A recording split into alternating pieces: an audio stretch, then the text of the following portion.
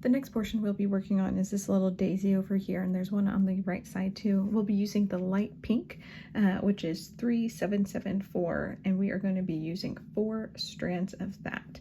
So these petals, I suggest you do the petals first, and then you'll work on the inside and do the little French knot.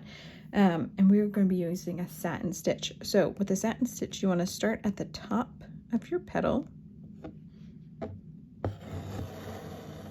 and go straight down in the middle.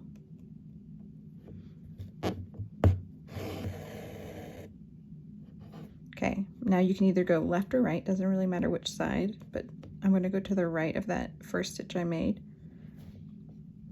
And similar to with the fishbone stitch, you're going to follow that petal. So this is a little lower, maybe a little right next to it. This next stitch is going to go in that same hole from that very first stitch. And this will probably fit maybe one more stitch, come just a little bit lower. And this one I'm going to tuck just a tad. So I'm just going to kind of push it under there a little bit. I'm going to do the same thing on this side. The left side I'm going to come up. I'm going to share with that very first hole. And if I need to do one more stitch, let's see. I would tuck it, but I don't know if I'll need to do it. Yeah, we'll do it. I'll come a little bit lower.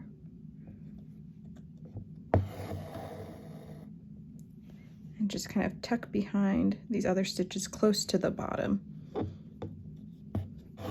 And this helps give a fuller look to the petal without taking up more space at the bottom, since the bottom is obviously smaller than the top. And now we're just going to continue this going all the way around. So straight down the middle.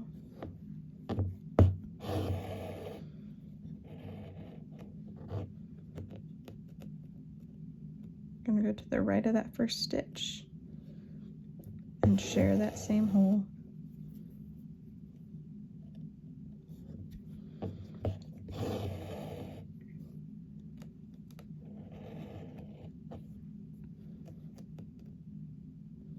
One more stitch, and I'm going to tuck it under. Actually, with this one, it doesn't look like it needs it. I'm going to go straight down to the bottom. Okay, now I'm going to go to the left side. I'm going to share with that first stitch I made, share with the hole at the bottom. Do one more stitch.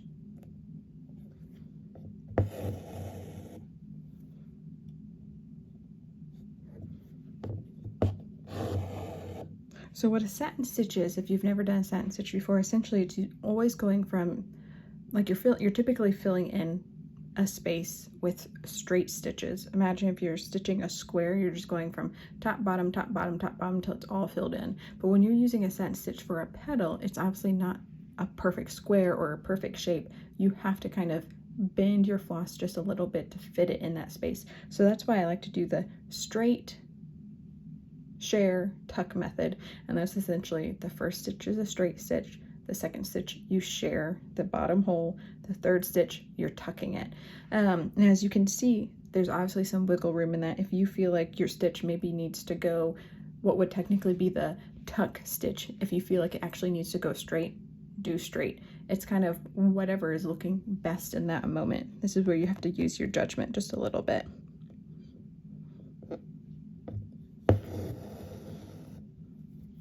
Okay, so I'm going to go straight.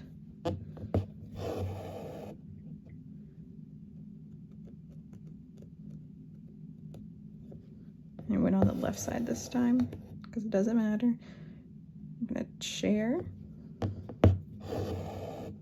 Whoops.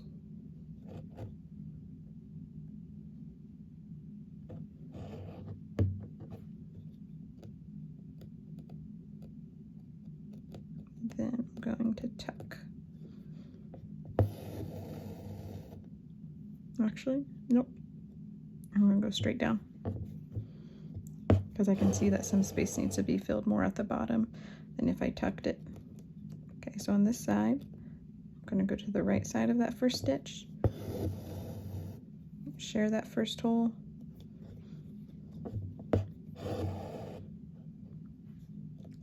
And then I'm going to do a tuck. And one of the reasons you don't want to do straight stitches the whole time, like going all the way from top to bottom, is you'll end up, like I said earlier, there's less space down here in the middle than there is up there, so you'd eventually run out of a lot of room down there, and it'd be a bit of a struggle to get all the stitches to fit. So that's why that tucking especially comes in handy. And you always want to start at the top of your flower, just because when you're pulling your floss in one direction, it's going to be a lot easier than if you're pulling it from the top to the bottom and then bottom to top. It'll start pulling your floss and pulling your fabric in multiple directions that you don't want to go in. So this tends to help things just stay a little more consistent.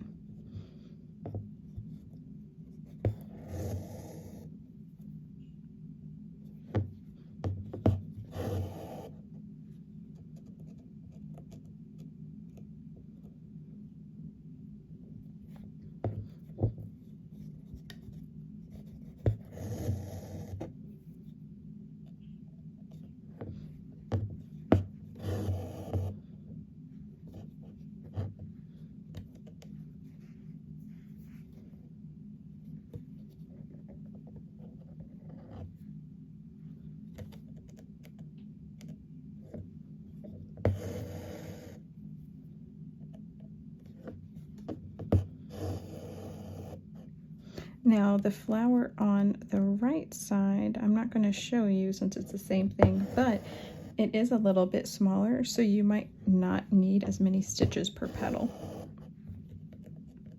Just give you a fair warning there.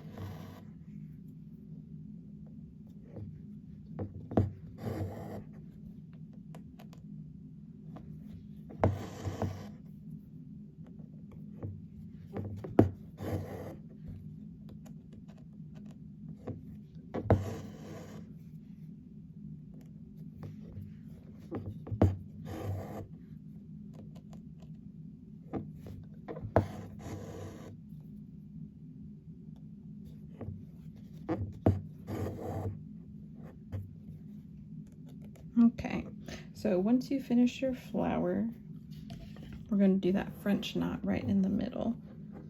And that is going to be using color 436. And it'll be 3 strands.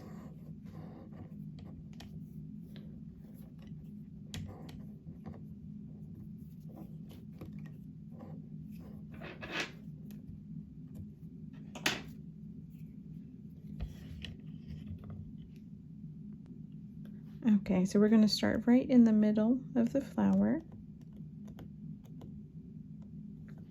And this is going to be 2 twists. And this is the same as the French knots that you did inside those woven wheels.